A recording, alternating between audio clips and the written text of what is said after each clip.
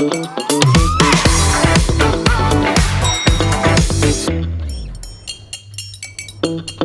இல்லாம colour print பண்ணுங்க, அதுவும் மிக குறைஞ்ச விலையில. Epson EcoTank printers. இது வெறும் ஃபேபுலஸ் இல்ல, இது டோட்டலி பிரிண்டபிளஸ். அமெரிக்க முன்னாள் பென்டகன் அதிகாரி மைக்கேல் ரூபின் அதிபர் டிரம்பின் செயல்பாடுகளை கடுமையாக விமர்சித்து அவரது திறமையின்மையே இந்தியா ரஷ்யா உறவை மேலும் வலுப்படுத்தும் சூழ்நிலையை உருவாக்கியுள்ளதாக தெரிவித்துள்ளார்.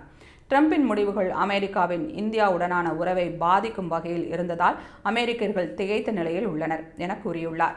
டிரம்பின் இந்த அணுகுமுறை பாகிஸ்தானில் புகழ்ச்சியில்லா அல்லது பாகிஸ்தான், துருக்கி, கத்தார் போன்ற நாடுகளில் உள்ள ஆதரவாளர்கள் லஞ்சம் வழங்கியதாலா என்ற சந்தேகம் எழுவதாக ரூபின் தெரிவித்துள்ளார். இது அமெரிக்காவை எதிர்காலத்தில் பெரிய சிக்கலுக்குள் தள்ளக்கூடும் என்றும் எச்சரித்தார்.